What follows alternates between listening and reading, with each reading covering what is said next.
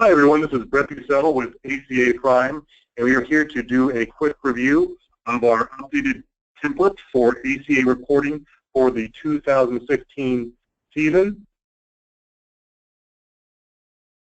You can always view our videos, documentation, tips, and more at acaprime.com/ACA resources. Again, our template can always be downloaded, the most recent version, at acaprime.com/template or acaprime.com/Excel. And a couple more links, the new 2016 version of the IRS's 1095C form, the link here, acaprime.com/1095C or /1094C. Quick overview of what we did for 2016 in the off season. We analyzed all of our processes and redid the template. It does fit in with last year's template, so it's more compatible. You actually use last year's template if you would like. We suggest you use the new one, given all the new functionality we have built around it. So we have new color coding, which we'll get into. Again, you can handle all of your data in one place. That means if you have multiple EINs, you can put them all into one Excel document. And again, this is true Excel. It's not just a CSV. So you can use the power of Excel to help you with data entry and coding. So there's multiple tabs on our spreadsheet, not just one super long row, especially if you have a self-funded group and you could potentially have 5 or 6 additional dependents, so that row becomes really long and hard to manage. So one version of the truth, one version to work with, all in one single Excel document. And again, just want to remind you, if you use our comprehensive full service and data compilation services, we do all this for you, so there's no real super need to do a close evaluation of this entire video and learn everything you need to know about the ACA and how to get everything perfectly into our template. That said, we'll move on. So just reminding you, here is the 1095C form, and basically each row in our template employee information tab maps into this template. Here's the 1094C. This is the summary transmittal. Each EIN within the ALE will get a 1094C summary, and this is a different tab on our spreadsheet.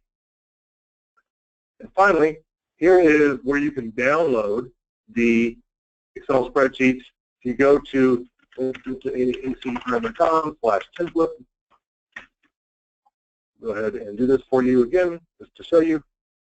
You'll see it'll actually show the template, the most recent version, and you just click download and save it where you see fit. Okay, without further ado, we will actually get to the template. And here it is in all its beauty. It definitely has more colors. We'll go through what the colors mean and so forth. Basically, everything in blue we need from you to move forward with the completion of the forms. Everything in green is that also goes onto the actual forms, just we help you calculate it based upon what you enter in the orange or gray fields. We have special few colors for lines 14, 15, and 16. Basically, this is light yellow, this is light green, this is copper or brown. And each cell that is populated in the template will actually go onto the 1095C form. So we'll move to the employee data first, then we'll go back to the employer information. Employee data. We have some example data here, so it's easy to work with. You only need to fill out the employee ID if you have a self-funded group, because that's how you connect the employee with the dependents. And again, if the employee is to be listed in Part 3 of the form, which is here, they need to be listed on the dependent tab as well. Okay, so last name, first name, this is a lot of stuff to just cut and paste. On some of the cells, you'll see where we have social security numbers or notes on what to go into this tab, or not tab, but into this column. And again, if you have the Social Security number for a dependent, you don't need the date of birth. So that's dependents. The employee data, again, last name, first name, middle name, some suffix, Social Security number. Again, use the same format. If you use dashes, please use dashes throughout. If you're not going to use dashes, do not use dashes throughout. Address information, pretty self-explanatory. If you're using multiple EINs or just one EIN, we need each EIN filled out here. That's how we connect the employer data to the employee data. Part-time all-year indicator. If you offered a part-time employee who would not otherwise qualify for an offer, this is where you would want to mark a yes or an X here. Some critical elements here: hire date, termination date, and waived, in orange. These, for us to do the automated ACA coding, we need these filled out. Another thing we did for this year is if somebody was hired in 2016, that field will be orange. Somebody was terminated, that's a yellow or an orange. So if someone was terminated in 2016, that will also turn orange. Any date after 2016, 2017, and beyond, we're actually going to flag as red because that might be bad data. And maybe we saw everything last year. So that would be bad data. And anything in red, typically, you want to go correct. Okay, so hire date, termination date, wage.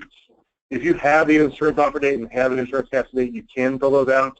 We can determine this based upon what you put in the employer information tab, and also when we consult with you. But if you do have this information based upon your situation, you can fill that out. Did they waive insurance or not? So these gray fields are optional if you do need them. You know, a part-time to full-time date, if you have it, please fill this out. Full-time to part-time date, when that happened. COBRA acceptance date, that would happen when somebody went from full-time to part-time and then started paying the entire amount of their insurance and basically went on to COBRA. That would be the accept date. The COBRA amount would be the amount of the COBRA that was due for that individual, or that person's plan, that is. And then if he dropped COBRA during the year, that's where you would fill this out.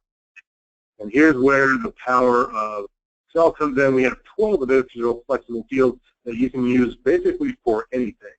Again, you can use it internally. You can use it when you're working with one of our technicians to help figure out what to go into all the ACA coding, both on the 1095Cs for each individual, as well as 1094C. So here is where we get into lines 14, 15, and 16. Just to remind you, one row will go on to one 1095C. So line 14 will be this here, line 15 here, and 16 here. This causes the most confusion.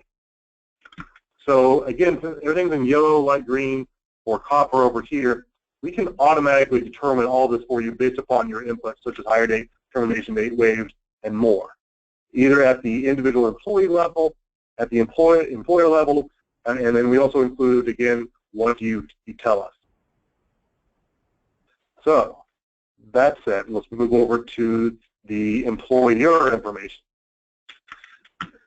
So we have 3 initial employers in here. I'm going to go ahead and add one to just walk through this. So the employer name is ABC Company. Let's make this up. That's usually not used, actually. The employer name continued. EIN, we'll call it 12-121212. Address 123 ABC Street. Phone is phone.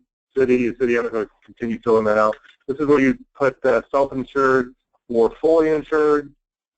Contact first name. This actually goes on the 1094C. We'll go back and look at, make sure people know what they're doing. The contact person goes right here. Contact telephone number. That's where this information is. Pretty straightforward so far. Contact title goes right here onto the 1094C form. And just a quick reminder, that these forms, the 1095C forms, do actually go to the employees. You may not ever see a physical 1094C. It might just always be in PDF for your review and confirmation, because we electronically generate all this data and e-file it for you, which is the standard process. You'll never really see a physical 1094C. We won't actually send a paper copy to the IRS. All this stuff will go via XML format to the IRS, and we'll handle it from there. So that's part of our standard offering. Aggregated LE member, this is pretty easy. If you have multiple EINs, you're basically part of you're basically an aggregated ALE member. Note some more flexible fields, lot data. For those advanced users that know exactly what they're doing and filling out everything in blue and green, they can just say lot data, and we'll never do any updates from the ACAPrime team. Okay, insurance offer rule for your company. If you have something that globally applies at the EIN level, such as we offer insurance the first of the month after 60 days. So what you would want to put there is 60 and first day of the month, yes. And that way we know when we go to generate the ACA coding what to put in there for the automated line 14 and line 16. ERC, again, you can click on the cell, and a lot of them have the actual information on what that is. ERC, employee required contribution. The lowest amount a single only employee can pay monthly for a health plan, regardless of which plan they actually select and how much they actually pay. So that applies globally at the EIN level. You can fill this out. If your company switched plans during the month, or if it changed a little bit, you might have something that looks like 92 and change, 92, 92, and then say in May the premium went up to 95, 95, 95. Just ensure all this is filled out. It's done. 22A, 22C, these all correspond again to the 1094C. 22A, B is no longer used, C and D. Again, this is not to go over in detail what each of these certifications mean. It is how you would like to do this. So basically, qualifying offer, you either put an X there, a X there, or an X there. Next, offer indicator. So, very quickly. So, minimum essential coverage offer indicator. A lot of times it doesn't change, it's just yes, the entire almost 12 months. And again, if it's an aggregated group indicator on 12 months, that's typically clicked here. And if you did the 22C, you'd either get an A or a B here for the entire 12 months. That said, we do allow for you to look something like this. It's all 12 months. If you suppose somebody was acquired halfway through the year, you could say, well, we want to do right in July, so 7, 8, 9, 10, 11, and 12. Those would be the months we fill out. And we would only put an X in here for these 6 months. And it works the same way for the next offer indicator as well as the transition release indicator.